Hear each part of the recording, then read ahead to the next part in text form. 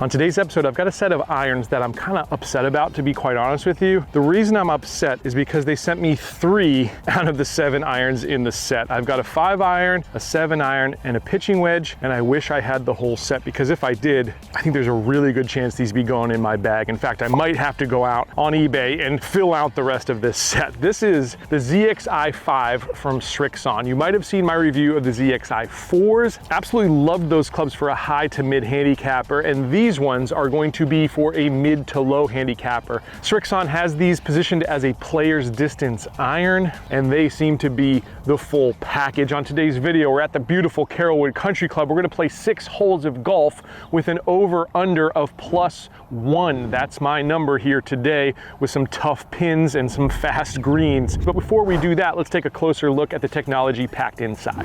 Here is your closer look at the ZXi5. This is one beautiful player's iron, in my opinion. The top line, not as narrow as a blade, of course, but very sleek, very good looking. You've got a lot of weight here down at the bottom of this club. They've moved a ton of mass here to the perimeter. This is going to provide extra forgiveness on those off-center hits. Now, the steel used from Srixon is pretty incredible, the story of it. And what they've actually done is create their softest steel ever, but that soft steel can sometimes lead to clubs deforming. What happens is when this metal bangs on the turf time after time, you can actually start to bend here. And what they've actually done in their condensed forging is they've actually put stronger steel here and other places where it needs to be a little stronger, and still kept the face where it needs to be softer. It's really fascinating. Now, the grooves itself on the face of this club are also an interesting piece of technology that's, again, very subtle from Srixon. The 4 through 7 irons are going to have a wider gap between the grooves. They're also going to be slightly shallower. That's going to take some spin off the ball and promote maximum distance, whereas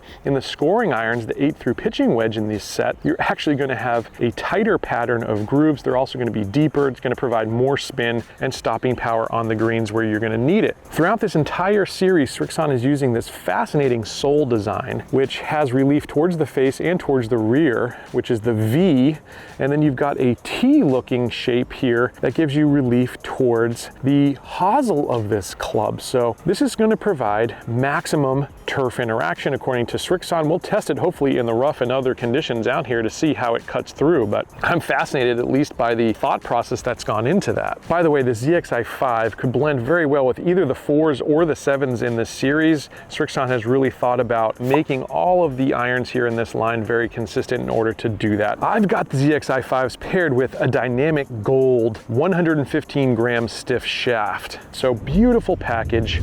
I can't wait to take them on course. Let's go ahead and do that now. All right, first tee here. We're gonna go 5 iron. This is a little dogleg left, so I got to guard against some water on the left. I want to hit it out to the right center of the fairway is ideal. Let's see what kind of distance we get here out of the Srixon ZXi5. I actually caught that toey. Club head speed was 87, ball speed 118, the smash on the lower side, the estimated carry 190. Let's go find it. All right, so I barely just missed the fairway here. I just didn't quite catch it, and they mow this fairway now where it's a long way to get to it. So 147 is the number. Now I've got a half set here again, so I'm gonna go 7 iron, or I've got a pitching wedge, but I don't think pitching wedge is gonna be quite enough. So what I'm gonna do is try to knock down a 7 iron. We'll see if we can control trajectory. We're also gonna get our first taste of this VT sole. I've got 147, and I think we can kind of choke up on this one and flight it down. That's our best bet of hitting this green. That's exactly what I've done. We're gonna need some stopping power. We hit the green. I'm not sure if we stayed on the green, just because, again, this is probably a 170, 175 club right now, but feel, again, just impeccable here with these irons. We've got our first chance at a birdie. These greens are pure right now and also fast, and I'm above the hole, so I gotta be real careful of speed. Let's see if we got the weight of the putt right. I didn't quite get the slope of the putt great again. Jeez. All week they've been putting pins on ledges out here and kind of strange spots, ones that I'm not normally accustomed to, and so my lines have not been the best. It's a shame. We've got probably 7 feet here for our par after hitting 2 pretty decent shots there with the irons. Oh, early morning lip out. Well, I have no doubt with these irons, we're gonna have some more chances here as we go. So far, again, really loving what I'm seeing out of the ZX5s. Let's see if we can get this stroke back. All right, we're gonna see exactly how much pop these ZXi5 irons have here. I'm gonna measure this shot and hopefully hit one in the middle. Long par 5 here. I don't think we can get home in 2, but we'll try our best. Yes, that is really penetrating ball flight. The club head speed was 86, ball speed was 128. The smash, better than a lot of drivers we've seen, 149, almost hard to believe. The estimated carry, 189, but I think that's gonna be a lot further. Where I'd like to be normally with my 5 iron in my set, which by the way is about 1 degree stronger than this 5 iron, is about 190 to 195. So if we can beat that, we know we've got a club that has some pop. Let's find out. Whoa, I didn't expect this number. I didn't expect to be here. We are playing the forward tees going irons only, but this is much further than my longest of drivers on here that I could hit like 280 or so. This one finished at 221. I didn't think I had any shot at getting home in 2, but maybe I do. It's 224 home. I think we got to try. Really impressive distance though. And again, that peak height is going to help you squeak out a few more yards. Let's see if we can go 5 iron here and get somewhere close to this green. All right, it's going to take everything to get there. I don't even mind being near this green, would be great. And then we could put that pitching wedge in our hand and hopefully bump and run one up. But let's see if we can get a good strike here off the turf. Ooh, it was a thin one and I left it out to the right. And it's going to be a much more challenging up and down, but to go 5 iron and be green side on this par 5, I'm pretty happy with at least the distance we're getting out of this one. Okay, well, I was guarding against a left front bunker and unfortunately I found the right front water. I've got 64 yards. We're hitting our 4th shot, so if we get up and down, we can still save that par.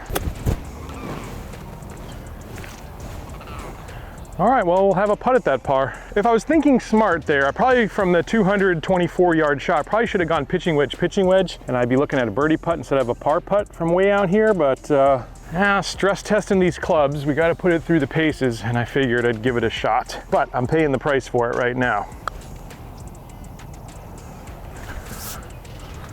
I'll take that for speed. So we're gonna surrender one more here on that errant shot. But we got a par 3 coming, and a chance hopefully to get one back. All right, so our par 3 here is 126 from these tees. Should be a really nice, comfortable pitching wedge. It's probably a 135 club for me right now, but if all goes well, we should have a birdie putt. It's right at it if I've got the weight of this shot right.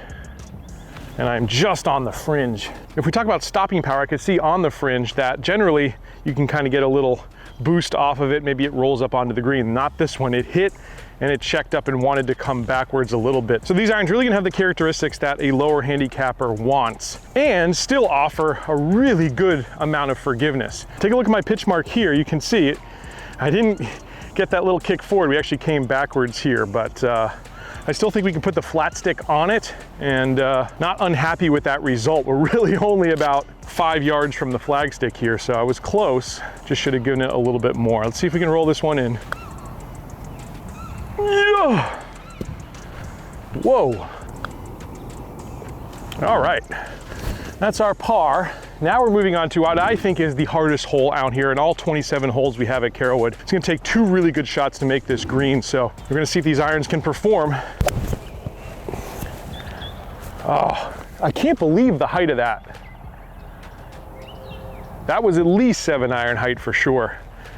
Again, I can't say that that was my best strike. I thought we had a better one on the last hole. This one was still a little toe side, but low and toe with these clubs, just like we saw with the ZXi4s, extremely forgiving. I'm into the wind 215. Like I said, this is the hardest hole on this course. So this time I'm gonna get smart. We're gonna go pitching wedge, lay up a little short of the water here, and then we're gonna have to hit a really precise one and knock in a putt in order to make a par here. That's what happens when you got a half a set of clubs, but if any clubs can do it, I think these can. That's step 1. All right, controlled that shot distance-wise beautifully. We're right at the edge of the fairway here, and I'm gonna have this pitching wedge back in for a 96-yard shot now. Tough pin position here again because this green is like a hump.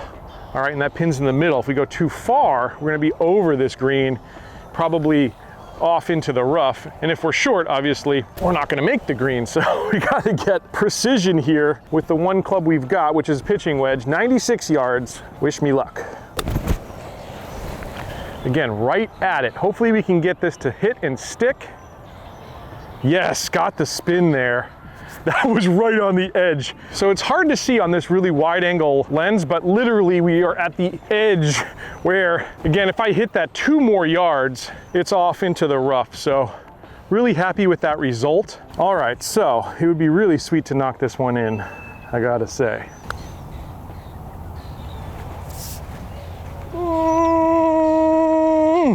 Well, it's a bogey, but it feels like a par right now because we just didn't have a chance from back there at 215 with this half set. So we've got 2 more holes to do it, get us back to that number. We're gonna need 2 birdies in order to make it happen. The next hole is a fairly easy one, and then we've got another par 3 after that. So it's not out of the question. Either way, still just loving the performance. I'm getting out of the ZX5s. And like I mentioned before, if there's any clubs that can do it, it's gonna be these ones. All right, so we're gonna go 5-iron here off the tee, but this time I'm going to set up for a fade. This club being marketed to the lower handicappers, they're gonna wanna control shot shape a lot more than you'd need with something like that ZXi4, although that one did pretty darn good. So I expect a lot out of this one. Let's see if we can move it left or right. Oh yes. Srixon has done an amazing job with the entire line this year of creating a set of irons you can really carve. I've already tried to flight some low shots there with the pitching wedges and the 7-irons. That came off perfectly. And now I'm seeing that I can shape my shots directionally as well. Just great job, Srixon, on that front. All right, so we've got 162. I'm gonna go 7-iron here. We're into the wind a bit. This is probably a 170 club, so hopefully we get the shot weight correct.